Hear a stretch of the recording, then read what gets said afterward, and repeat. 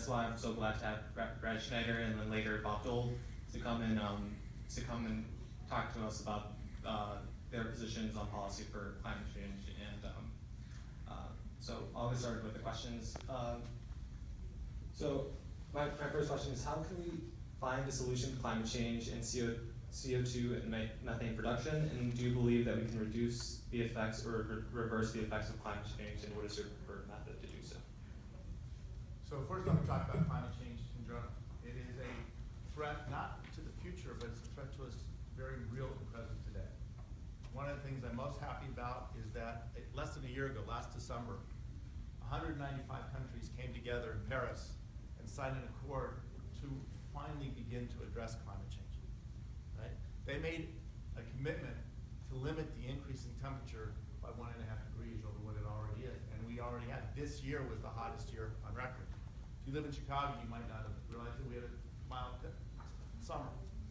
But the rest of the world, you have seen spikes in temperatures, you've seen forest fires, you've seen storms. Look what's happening in Florida tonight. And let me just pause and say my heart and prayers are for the people of Florida right now and those that the hurricane has already passed in the Bahamas and Cuba and Haiti.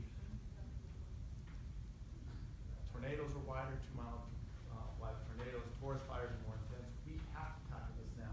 I think the Paris Accord is a significant step.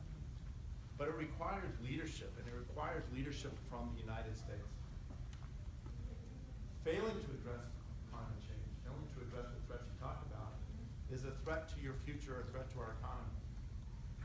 Taking this head on, I believe, is an opportunity for our economy, where we can lead in innovation, in developing the new technologies and creating the new jobs in this country to tackle the threats of climate change and the implications. So that's something I'm committed to working on. I was part of the Environmental and Sustainable Energy Caucus in Congress. First time I was there, I will commit to be involved in that when I get back. It's something we have to bring people together, and it should not be a partisan issue. The climate isn't going to threaten only Democrats or only Republicans. It threatens all of us, and not just Americans, but our entire world. Thanks.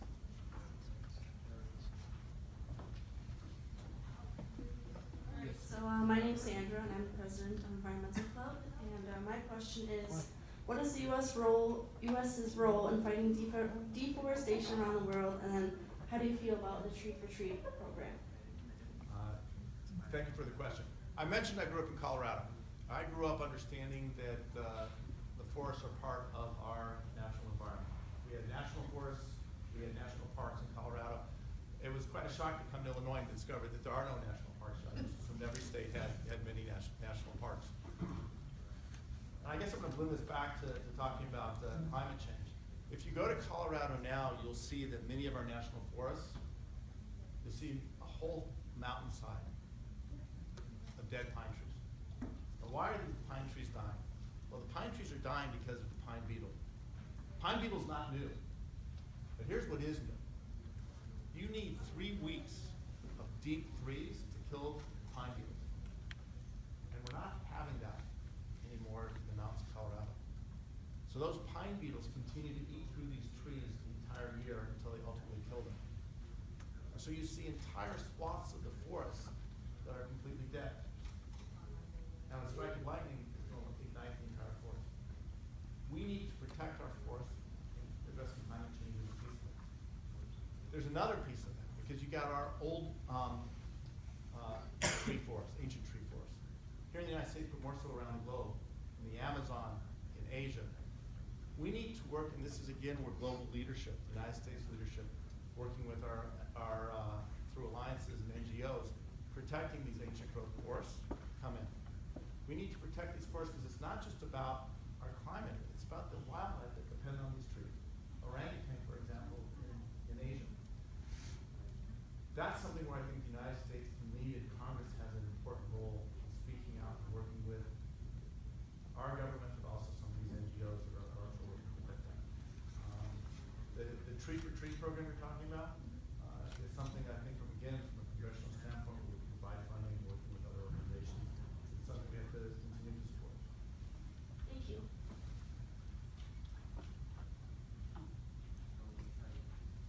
Hi, my name is Stephanie, and I am the treasurer of the Environmental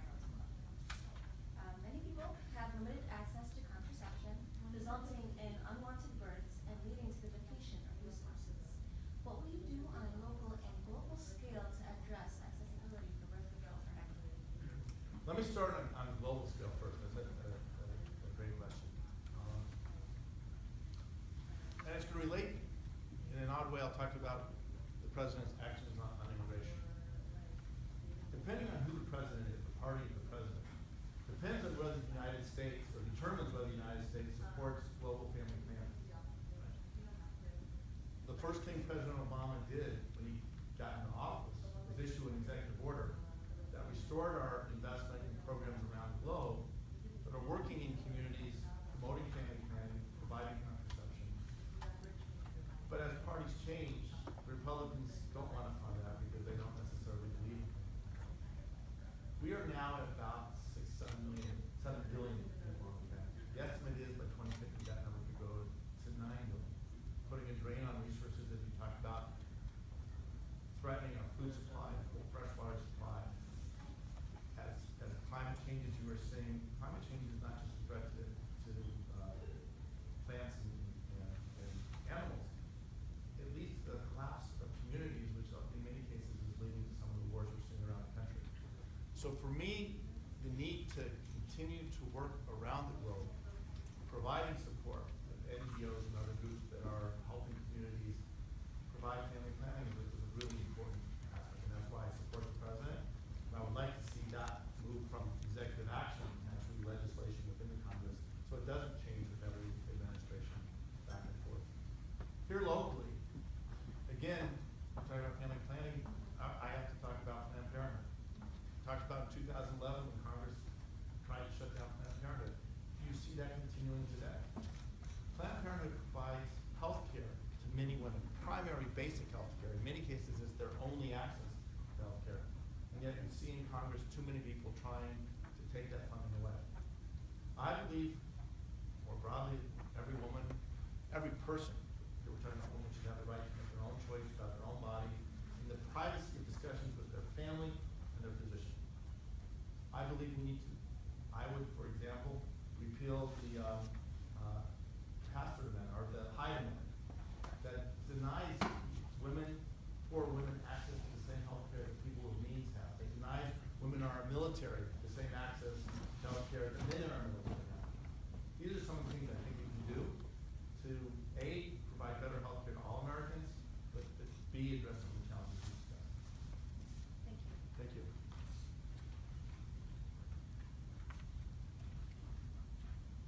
The Dakota Access Pipeline has become a controversial issue regarding Native American rights and it has raised environmental concerns.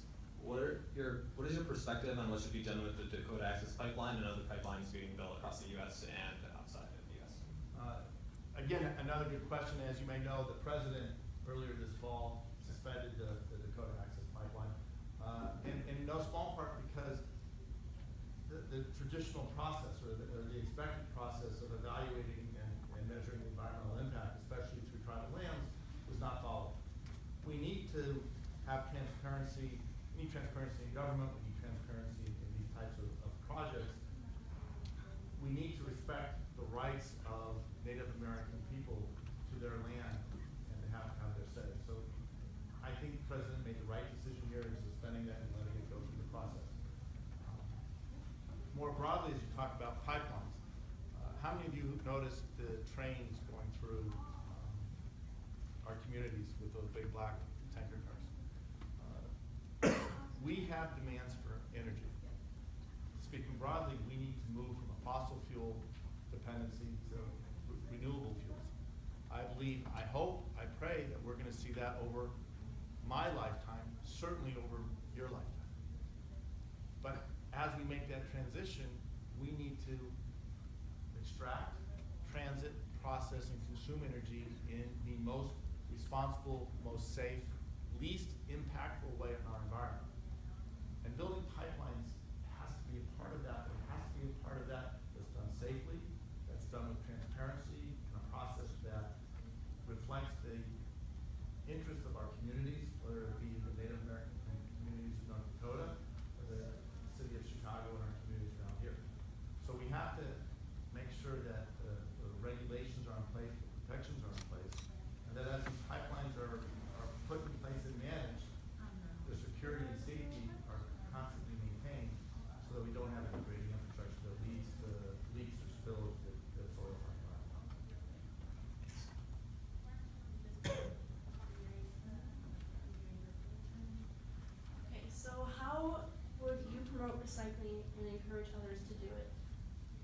Well, leading by example is a piece of it. Providing opportunities for communities to recycle, I think we can help them with tax incentives, with funding. I would like to see us get back to a place where we're fully promoting recycling in the capital.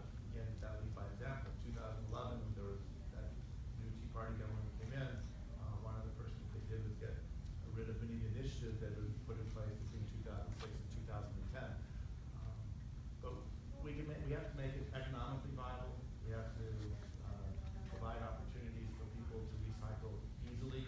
You go and you've seen this more in cities and towns where the refuse receptacles around the town are divided into trash, glass recycling, plastic recycling. We need to see more of that.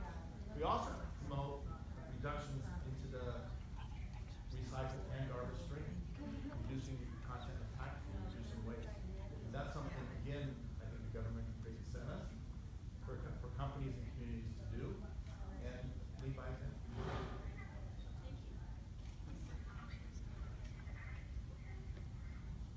I realize I'm talking here in my back to you, so I'll try to more. You can still hear me in the back, right? Hydraulic fracturing is the new form of extracting oil and natural gas that raises concern for local communities, causing earthquakes and groundwater pollution. What is your stance on that? Great question. Fracking is creating lots of concerns. First, it's not necessarily new. We have been fracking for over 60 years. The new aspect to that is horizontal drilling, which has opened up access to many more fuel resources. And in fact, the United States has become the largest producer of oil and natural gas in the world at a time, or after a time when we thought our resources were depleted. Let me talk about broad philosophical statement. We need, I said this before, we need to make sure the extraction, transportation, refinement, and processing and use of our energy sources are done in a way that are transparent, safe, and sustainable. That's going to be a transition over time. There are places where fracking has been demonstrated safe. We need to make sure that it's always transparent. We know what chemicals are being used, and that we go through those processes. But there are other places where there's been this rush to extract and exploit these resources, where we haven't done the necessary protection. So you are seeing these micro earthquakes. You are seeing threats to our groundwater supply. We need to make sure that we are protecting our resources, protecting our communities, and not allowing the oil and gas companies to exploit gaps in the regulations, gaps in the oversight, and putting chemicals we're not aware of, threatening our communities, threatening our water supply.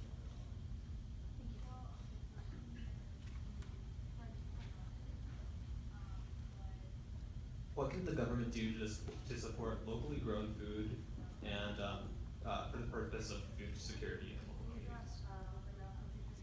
So I think the government has a definite role in protecting our food supply. And anytime you get people saying to you, oh, we don't need government, say, aren't you grateful for those food inspectors that are making sure that the food we eat, whether it's from the grocery store, from a restaurant, or wherever, is healthy.